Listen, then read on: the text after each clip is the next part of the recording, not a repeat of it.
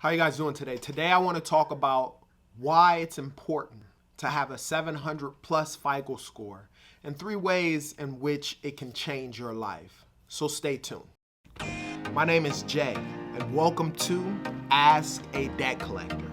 Now I've been in the debt collection industry for over 15 years. I've done it all, from skip tracing to collecting to management, and I've owned 2 debt collection agencies. For the past 8 years, I've been the go-to guy for friends and family for questions regarding debt and credit, and now I want to be that person for you. If you have any questions, put them down in the comment section. I promise I'll answer those questions. Let's go. Having a 700 credit score or plus, having that has helped change many people's lives with regards to everything that goes on. It's important that I feel that you do clean up your credit, wherever you are, whatever situation you're in with regards to your credit in general. It's so important that you work to get in the 700s and above. Let me give you 3 reasons why a 700 FICO score plus will change your life. Number 1, you pay lower interest rates. Unfortunately, one of the things that I've never understood with regards to collections and credit in general is if you don't have much money and you're poor with your credit, you're going to pay more interest across the board with regards to everything.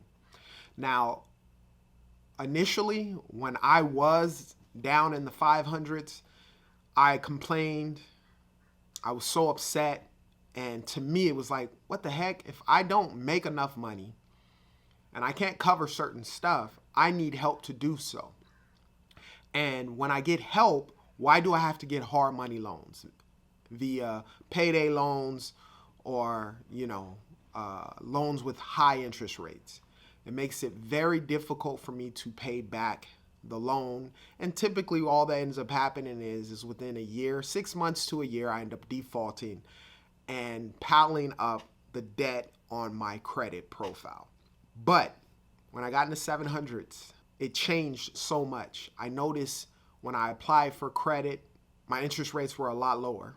I noticed when I went and talked to that loan officer for whether it was a personal loan or applying for a new credit card, the feeling that I got knowing in my head that I was going to be approved was the best. Instead of sitting there and guessing like, I don't know if I'm going to get approved. I don't know if I'm not going to get approved.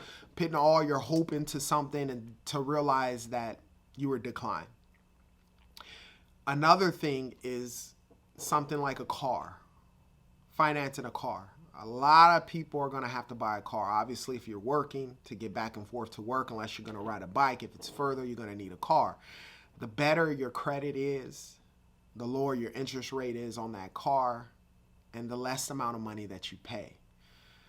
Interest can make or break you.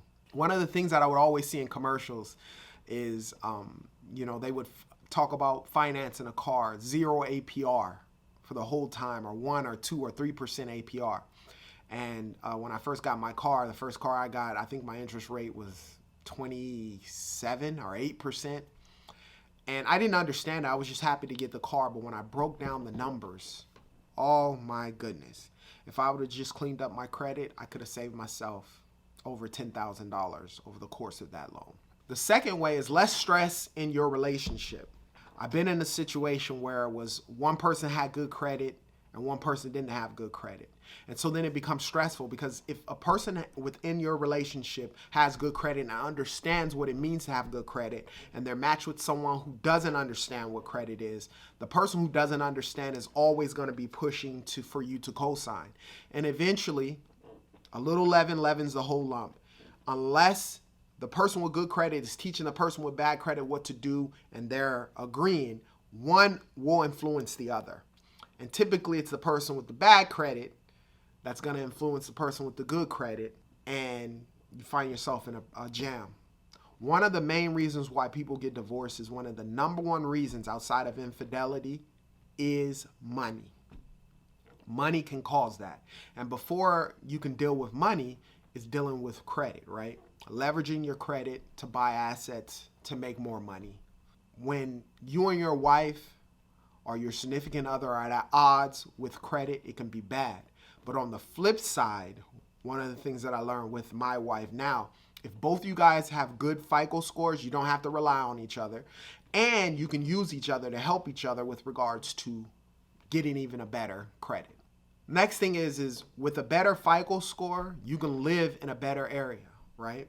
The better your FICO score is, that'll determine what type of mortgage that you can get.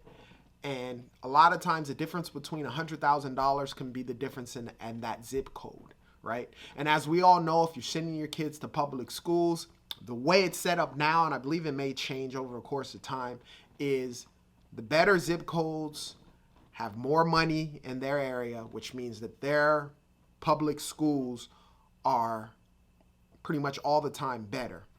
The lower income areas, their public schools are worse, right? Having a better FICO score, a 700 and plus, will put you in a better zip code.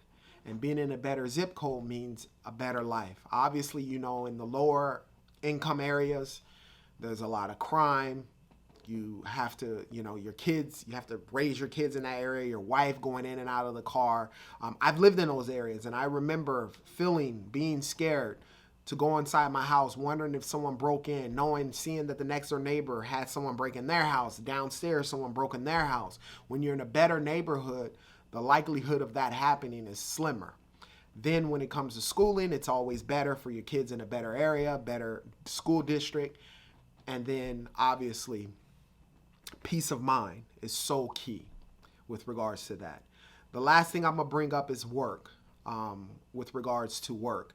Whether it's business or if you're working for someone. A lot of companies, I've stated before, will pull a copy of your credit report, look at your credit report, and determine whether you get the job based predicated on that credit report. As well as business. When I applied for my surety bonds with regards to credit repair, they basically told me that you have to pay 1% to 3% of $100,000, right? And the reality is, it was predicated on my credit report. 1% for good credit, 2% for middle credit, 3% for bad credit. And then they make you pay it for 2 years up front. And because my credit was good, I saved myself potentially $4,000 for this bond predicated on your credit. So having a 700 FICO score can change your life. Don't let no one tell you that that's not true. Now, I don't care where you're at in your situation with your credit now. Clearing up your credit and getting your credit in a better stance, in a better state, should be your priority. Now, there are 2 ways that I can help you with regards to that. The cheaper way, DIY packet, you do it yourself. I have the instructions with regards to doing it. You could do it on your own. That'll be down in the comments section. The other way is to hire a credit repair company. Whether it's my company, which I hope you do hire, Clear and Strategic Credit Repair Services, or you go through another company. Just make sure you vet that company, you understand what it is that they do, and they have a history of helping people clear up their credit. Do that. Invest that time. I don't care what your situation is, or what your circumstance is. Understand all credit can be restored. You just gotta put in the work to do so. It took me on a personal level and my wife 3 years to build our credit to where it is today. And we're constantly building it. If you have any questions about credit or debt, put them down in the comment section. I promise I'll answer those questions. And as I always state, you be